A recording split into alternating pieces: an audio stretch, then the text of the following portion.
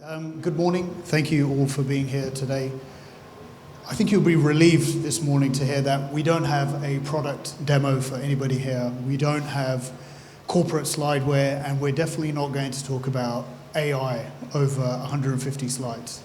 Instead, we're really fortunate to have Salford City Council up here with us today, and they're going to talk to us in a moment about what they've achieved with Fortinet over the last year, I would say.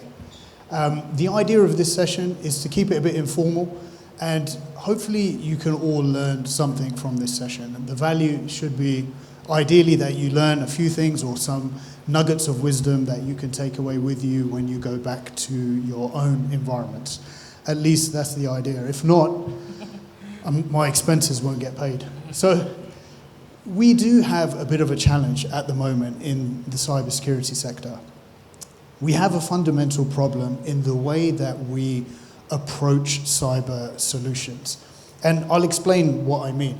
As vendors, as much loved vendors, what we typically do is we parachute into organizations. We sit with our customers and our partners.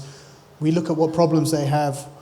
We try and stitch together the solutions that they really need. We sell them something. And if we stick around long enough, we will write the SOPs. And after that, everyone moves on. The customer moves on and the vendor moves on to the next challenge. Now, there is a fundamental problem with this approach. The idea that one product solves one particular challenge, or one shiny new product addresses some new cybersecurity problem, is the challenge. The best of breed approach is broken. And we have enough data and statistics and analyst papers, for whatever that's worth, that are echoing these thoughts. And I'll explain what I mean.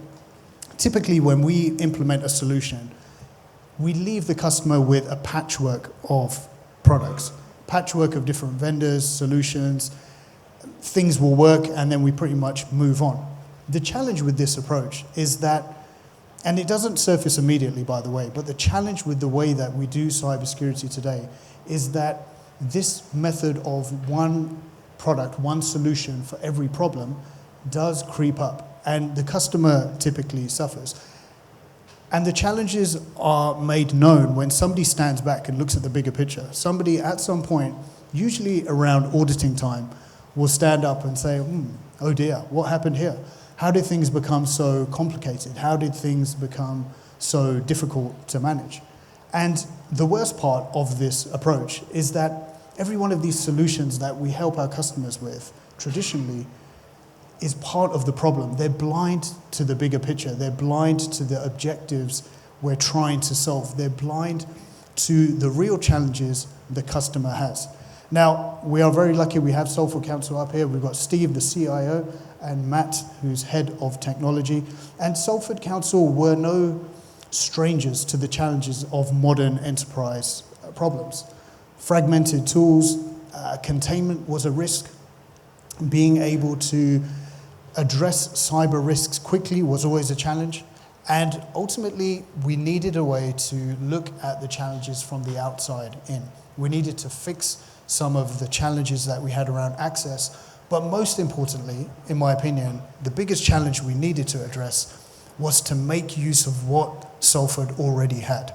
Because more often than not, vendors like to go in and say, okay, we've got a strategy for you. Get rid of everything you have and start using our technology. In my world, that would be Fortinet, whatever. 40 switches, 40 gates, 40 analyzer, whatever it may be. But the reality is that's a very naive approach to cybersecurity, because we know customers have made strategic investments and technology choices already. So we're going to take a whistle-stop view on some of the amazing things Salford have done over the past year. One of the things that was brought to our attention was being able to control the sprawl that is happening in modern enterprises. I'm sure you can all relate. We're all running more and more SaaS applications. We're running more and more multi-cloud estates. We've got third parties everywhere. And in Salford's case, literally hundreds of applications that they need to manage. We needed a way to look at what the exposure was from the outside in. And one way you can do that is using something called ESAM. I have to apologize about the acronym. ESAM stands for External Surface Attack Management. It's a horrible acronym, but it's about looking at your exposure from the outside in. Steve, you want to say a few words on that strategy? Yeah, of course, Shiraz. So, hi everybody, I'm Stephen Fry. I am the CIO at Salford City Council. And a bit of a plug really for local authorities. There's probably a lot of UK PLC in the room, and your job is to protect the P&L. We have much more of a civil duty at local government. If we was to be hit and it ended up in a black swan event, then actually, if you think of all your civil services that would stop, your social care across adults and children's, domiciliary care, your pickups of your bins, the road surfacing, you name it, it's delivered, and it's what you guys probably pay your council tax to deliver and do. So I don't really sleep at night. This is the biggest issue on my plate, and it's the biggest corporate risk, which a lot of people in this room might find interesting. So a lot of councils have social care and threat to life as their biggest risk.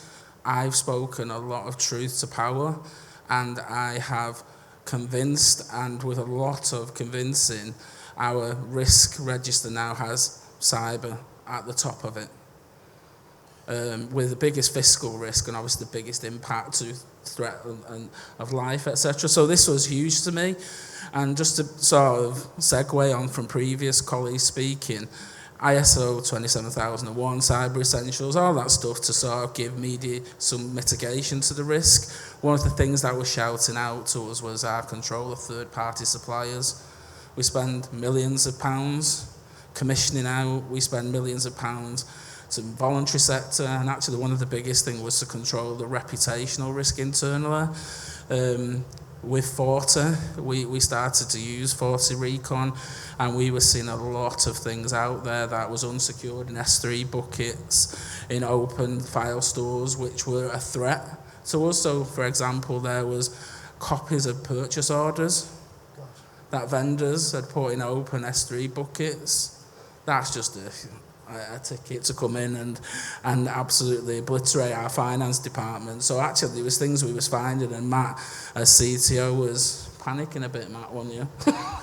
Yeah, you could arguably say that, Steve, because obviously my hat is to make sure that I'm protecting everything I can for Steve in terms of his role in the organisation. So to see that amount of data outside there, which we didn't have eyesight prior, was a massive eye-opener, which then allowed us to start to look process and putting elements in place then to start to reduce that risk. Yeah, the industry talks a lot about the supply chain risk. We're always focused on the various attributes of some kind of purchase or investment that we've made that could introduce a new risk.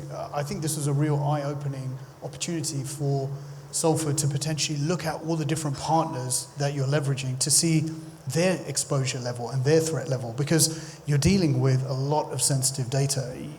Ultimately, there's over £1 billion worth of taxpayers' money that you're protecting here. Yeah, and that's the realism in it. It's significant. If you put us out there in the world of PLC, we'd be right up there in some of the biggest organisations going in terms of turnover. So we need to make sure we're securing the citizen assets, not necessarily just putting our own sort of PL as such on the back of it. We've got to look at how do we secure the services up for the best for the people of Salford, and that's key when it comes back to, like Steve said before, around care, around home to school transport, all these different bits, whether it'll be special education needs, anything that might be out there that we service, because the amount of services we've got, if we haven't got enough time today to talk about them all, but we have to make sure that we are 100% or as close to, from the best endeavour point, securing them up. Yeah, perfect. So another area that Salford heavily invested in was being able to use what they already have. And this one is really important in my opinion, because more often than not, every vendor will stand up, or every new Magic Quadrant will address some specific challenge. And vendors like to take the view that we can take whatever you have at the moment, you can remove parts of your network and replace it with whatever we're selling. Now, In reality, that doesn't always work. Strategic investments are in place. You sometimes have 5-year EAs that are running. You can't simply just rip and replace. And so one thing that was really key was to find a way for Salford to use what they already have. So no rip and replace, no brand new network, no brand new security tools. Use the tools that you have in place. And in this case, there's SAP applications, there's WAF applications in use, there's Microsoft SIM applications. And we needed a way to finally connect all the dots. And we were able to do that using a specific piece of technology called FortiSOAR. For the first time in a long time, when you're able to coordinate these different tools together, you're able to reduce mean time to detection. And that's a fancy way of saying, get the bad guys out quicker, or understand what's happening in other parts of your network quicker. You want to just mention, you were very close to this one, Matt. Yeah, so obviously this was great for me in terms of it, because my headache being is juggling multiple applications, more sort of fabric strands across the organisation. So trying to put a orchestration unit over the top of that was always a challenge. Certain systems wouldn't work, certain systems wouldn't talk. So it was about how do we have a look at this. So SOAR opened up, FortiSOAR opened up a huge possibility for us from there. We, like some in the room, we're a big Microsoft house. We use Sentinel and other products within there which do a great purpose to a point. I needed more. Yeah. I needed to be able to then start saying, how do we sort of orchestrate sort of instant P1s and so on across the organisation to drop wireless in certain subsets of the buildings, depending to protect endpoints.